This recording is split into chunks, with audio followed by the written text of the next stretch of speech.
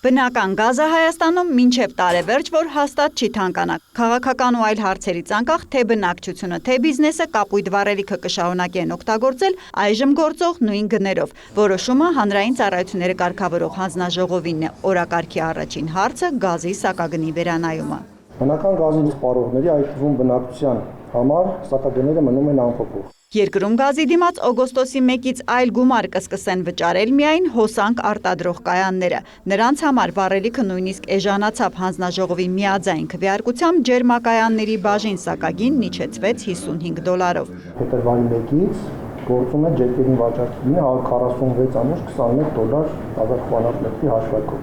Հիմա ներկայումս այդ գինը իջեցվում է $91.15 1000 խորանարդի համար։ Կարգավորիչ մարմնի հաշվարկների հիմքում ներառված են գազի ջերմատվությունից մինչև համակարգում Գազպրոմ Արմենիայի այս տարվա մարտի դրությամբ կատարած 18.6 միլիարդ դրամի ներդրումներ դոլարի փոխարժեք սակագնի վրա ազդող բոլոր գործոնները, վստահեցրեց զեկուցողը։ Հայտարարեցին վերանայման այս գործընթացը հանձնաժողովի նախաձեռնությունն է էլեկտրաէներգետիկ համակարգում ունեցած բացասական ազդեցությունը չեզոքացնելու համար։ Այն կապված է ատոմակայանի սակագնում ներառված վարկային պարտավորությունների հետաձգման խնդրի հետ։ Ֆինանսական այդ հարցը ջեկերի օգնությամբ հիմա բալանսի են բերում, մեկնաբանում է Մեսրոպ Մեսրոպյանը։ Որպեսզի ատոմակայանը բացասական ազդեցություն չթողի սակագների վրա, մենք այդ օգուտները ուղղեցինք ջերմային կայանների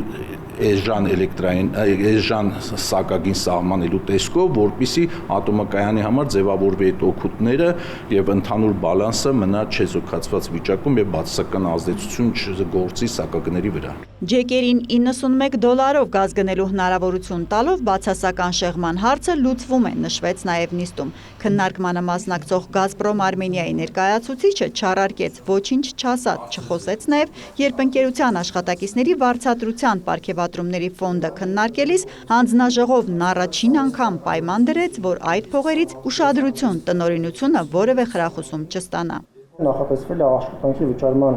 գծով ծախսերի ավելացում, որը նախատեսվում է ուղղել գազամատակարարման համակարգի լիցենզիարված գործունեության մեջ ներգրաված աշխատողների պարգևատրման ֆոնդին, բացառությամբ բարձրաստիճան ղեկավար կազմի։ Նիստն ավարտվեց էներգետիկ օրակարգի բոլոր հարցերը սպառելով։ Կա արդյոք ռիսկ, որ գազամատակարարները կշտապեն օգտվել օրենքի ընձեռած հնարավորությունից ու սակագնի վերանայման իրենց հայտով կդիմեն հանձնաժողով։ Կառույցի ղեկավարից հետաքրքրվեցին լրագրողները։ Գազպրոմ Արմենիան կարող է միշտ էլ հայտ ներկայացնել վերանայելու համար,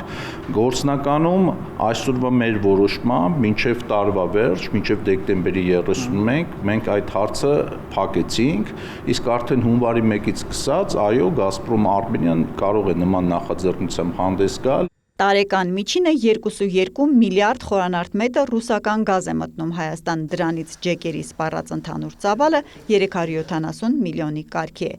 Հերմինե Բաղդասարյան, Հովհաննես Քյոսեյան լուրեր։